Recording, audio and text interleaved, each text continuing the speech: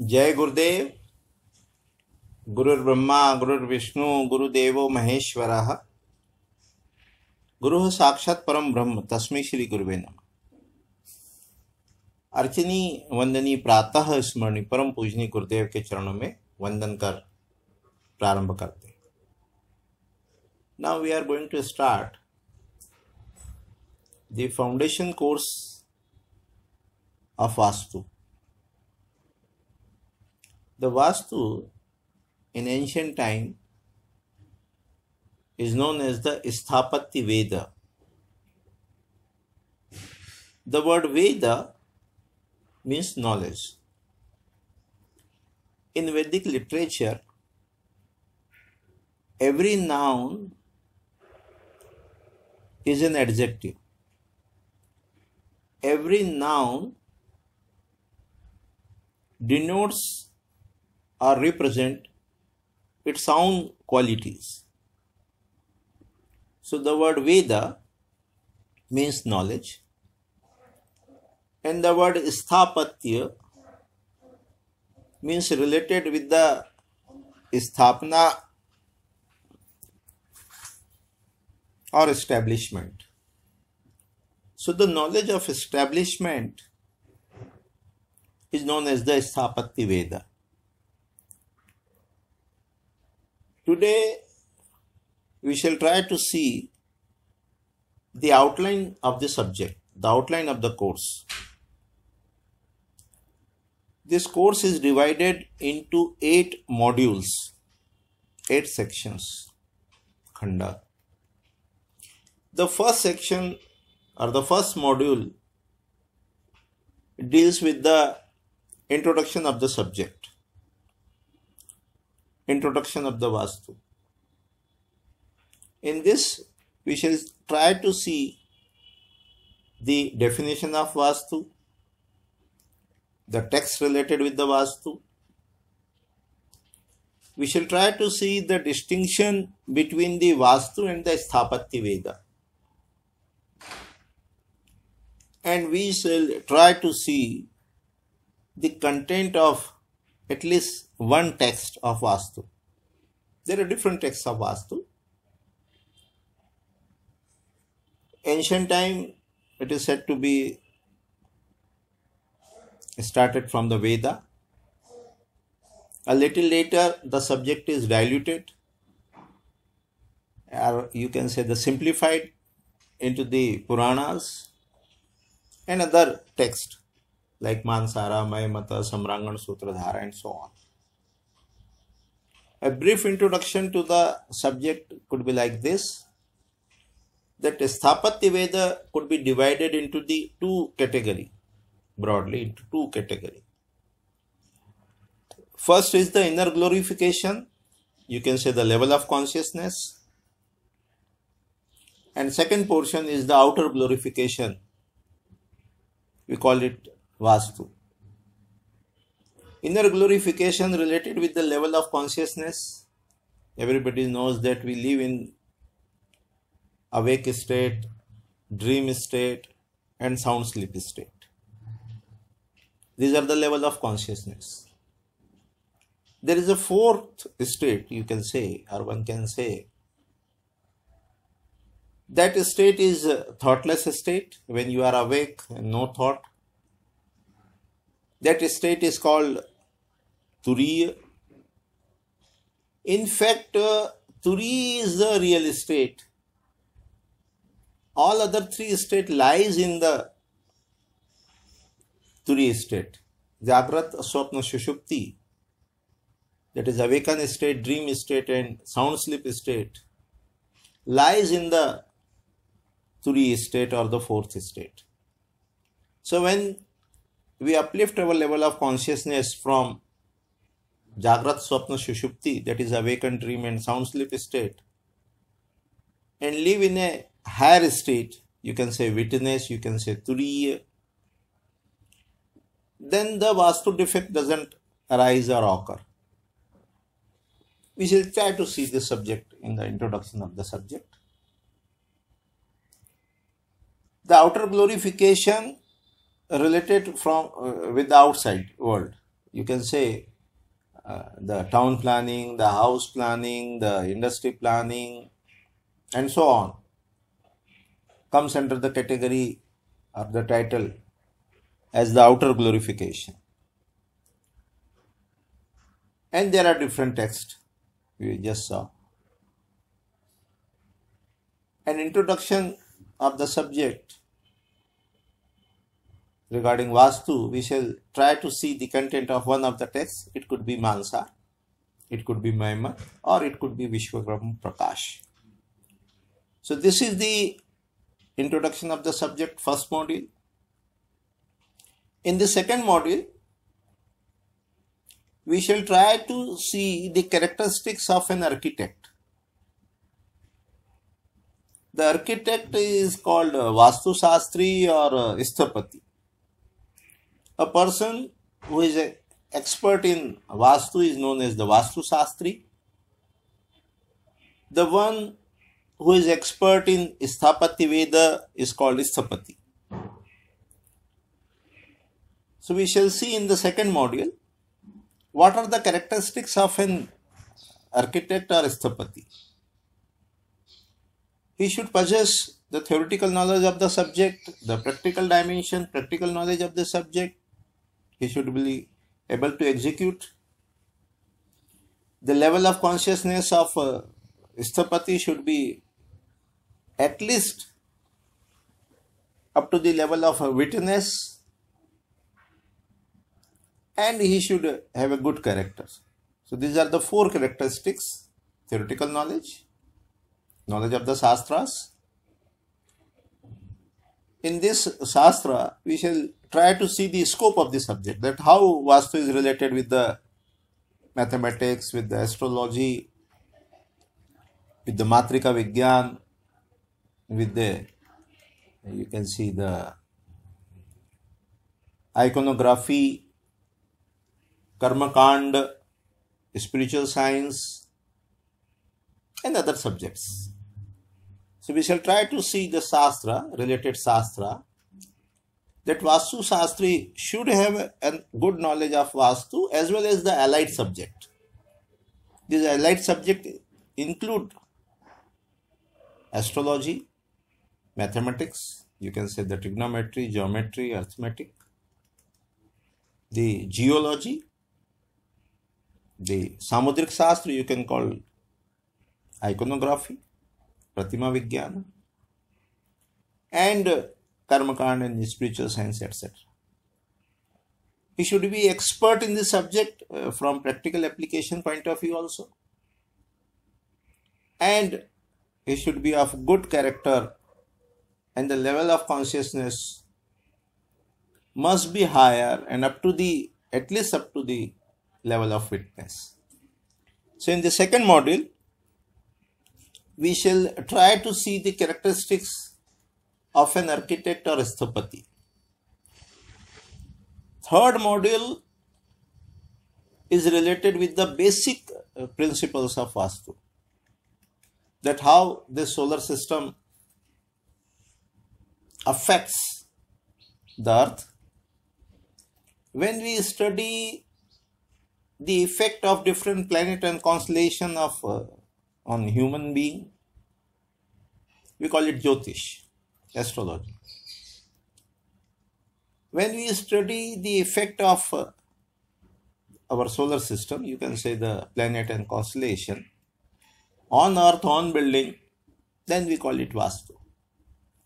So how this solar system, the sun, the moon, different planets, the dates, the distance between the sun and moon, how this affects Vastu, we shall try to see in this third section known as the principles of Vastu. In this section, we shall try to study the effect generated by the solar system on a site, on a plot, on a building. We shall assign certain names like Khanda Nirnay, segments. When the site is divided into the 4 segments, 8 segments, depending upon the plot size. When the plot size is of middle size or medium size, we use 4 VTs, concentric circle you can say. The core or the innermost VT is known as the nucleus VT or Brahma VT. As we go on the outer side, there is a Deva VT, Manushya VT, and outermost VT is known as the Paishach VT. When the energy is present in the most dilute form. When the energy is present in the purest form, it is the core area, it is known as the Brahma VT. The Brahma VT and the outermost VT, Paishach VT, usually in the middle size plot, it should be open to sky. And construction is made, or construction is only in the Deva VT and Manushya VT. So we shall try to see these 4 segments, 8 segments, VT Vinyas and Pada Vinyas. In Mansar and Maymat text, of course in Kamika Agam too, 32 types of the Pada Vinyas is described. Starting from 1 by 1, 2 by 2, 3 by 3, up to 32 by 32. When the site is divided by horizontal and vertical lines, the grid is formed. We shall try to see 9 by 9 grid, that is when a site is divided by 10 vertical lines and 10 horizontal lines, 81 cells are formed. We shall try to study this grid, this Pada Vinyas. Each section or khanda or cell is known as a Pada. And the energy of the Pada is represented by Pada deity. We shall try to see in details. There are 45 deities in 81 cells in Ekashiti Pada or Paramshayik Pada Vinyas. So in this principle of Vastu, we shall try to study the 4 zones, 8 zones, 4 concentric circle VTs and Pada Vinyas. So these are the chapters which would be covered in Principles of Vastu, 3rd module. 4th module is rather, every subject is practical here, but with the practical aspects of Vastu. Starting from the site selection, the soil testing, how to find out the negativity in the plot, how to trace it, how to remove it, how the site is positively charged by some materials with the help of chanting of the Swasti Vachan, etc. We shall try to see how this negativity is removed and site is positively charged. We shall also see the Muhurt, the auspicious time to start the site, Muhurt. Then planning, location of the door, different rooms, Pada Vinyasa, how to find out the vital points, Marmasthana, how to locate them, how to avoid, and allocation of different rooms. We shall try to see in the 4th section or the 4th module of our subject. The course, basic foundation course, contains 8 modules. 5th is related with the mathematical dimension, length, width and height of a room, length and width of the plot. We call it Ayadi. So we shall try to see the Ayadi in the 5th module. 6th module is related with the planning of every room, you can say. Drawing room, bedroom, kitchen, stairs, study, meditation room. Allocation of different bedrooms and their plannings. So the planning of different kaksha or rooms, we shall try to see in details in the 6th and the 7th module of the subject. In the last section, we shall try to see the Graha Pravesh, entry into the house, Vastu Pujan, the process of Vastu Puja, and how a site to be visited, that is the survey of the site. When you visit a house, what are the possible defects in the house? What could be the remedial part? How should the defects should be removed? How the house should be surveyed?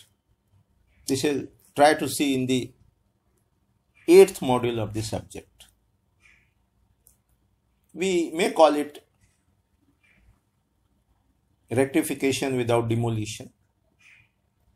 Since meditation is the integral part of our subject, so during this course, foundation course,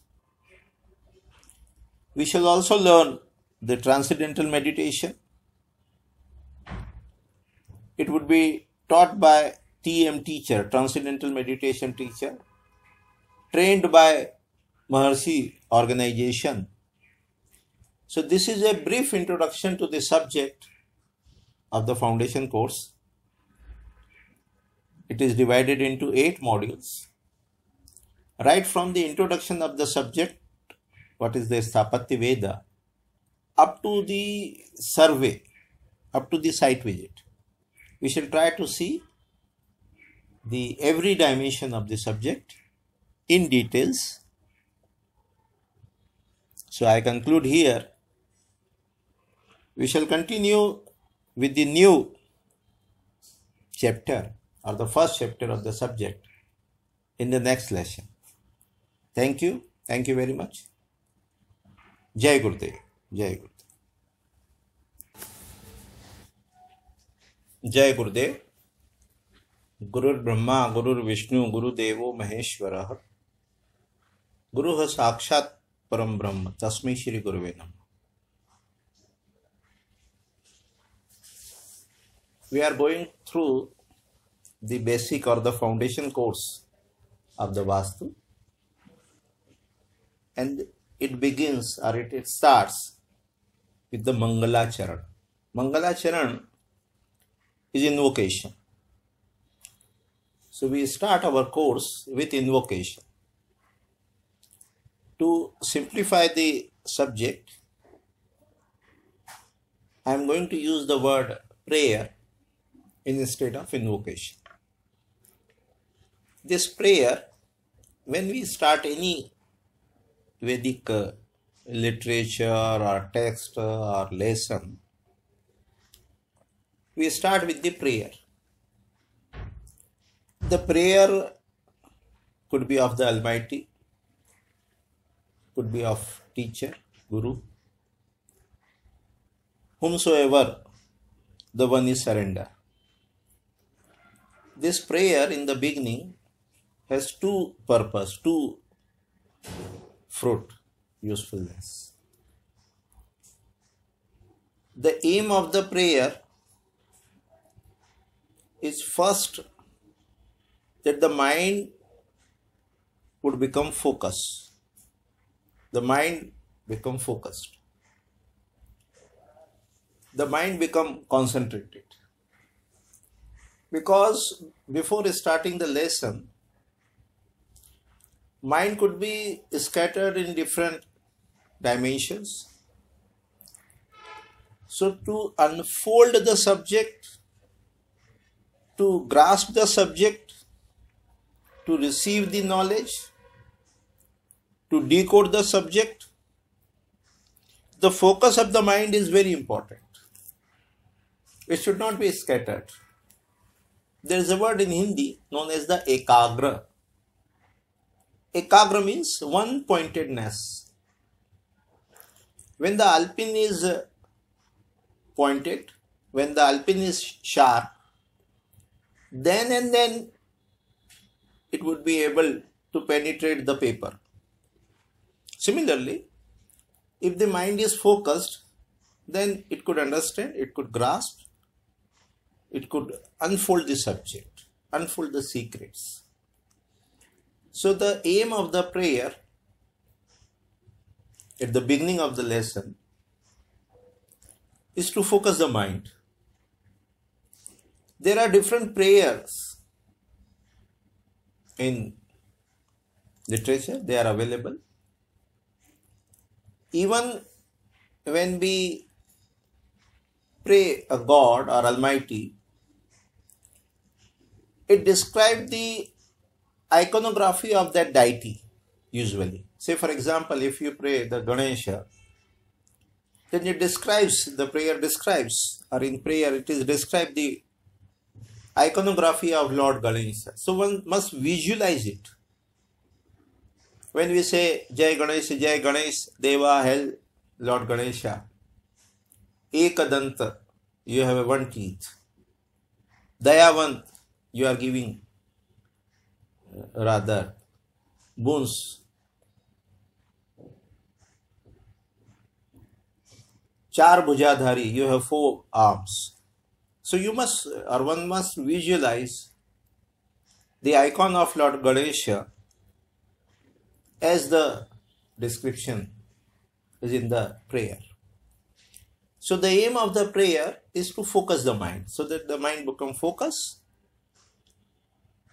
The second aim of the prayer is the surrender. Surrender of our ego at the feet of Almighty.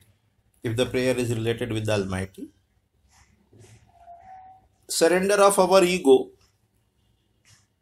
limited consciousness, at the feet of the teacher.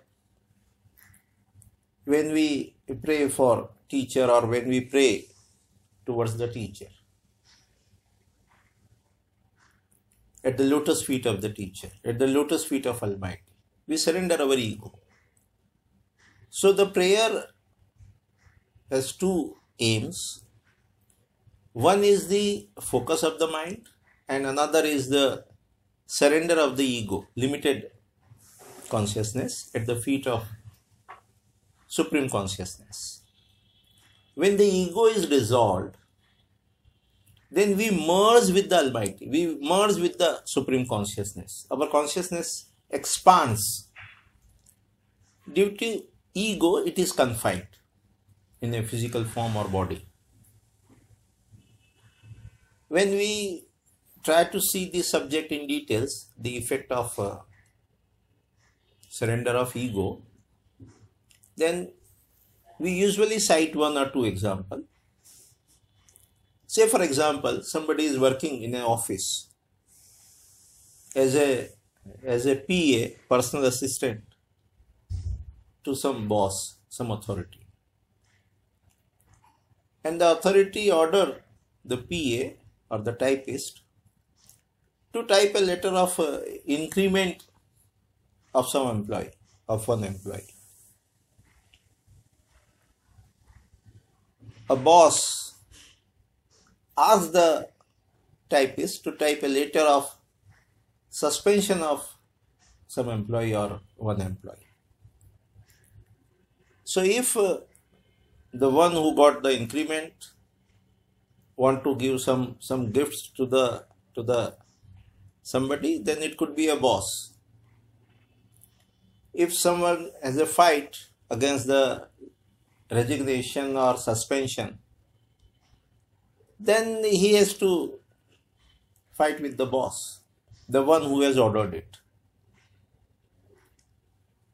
The one never fights or give gifts in general to the PA, to the typist, to the typewriter, to the printer, to the computer, to the paper. What does this represent? That if we become the instrument of Almighty, then whatever Almighty wants us to do, we will do accordingly. This is the surrender of the ego. So the invocation or the prayer has 2 purposes. One is the focus of the mind, and another is the surrender of the ego.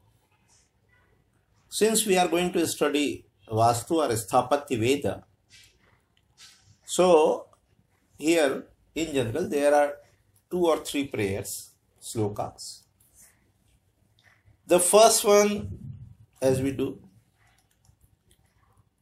a prayer to Lord Ganesha.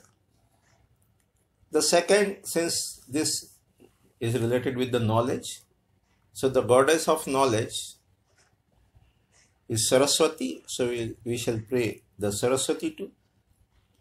And the field of Vastu, or the god of the Vastu, is Vishwakarma-ji. So we shall also pray the Vishwakarma-ji. So here there are 3 prayers. One is to the Lord Ganesha, another one is to Saraswati, and then we shall pray the Vishwakarma-ji. Jayati Varad Murtir Mangalam Mangalanam, Jayati Sakalvandya Bharati Brahma Rupa, Jayati Bhuvan Mata Chinmayi Moksha Rupa, Dishtu Mam Mahesho Vagmaya Shabda Rupam. So when we pray at the lotus feet of Lord Ganesha, the consciousness and the Vishwakarma-ji, we get the bliss.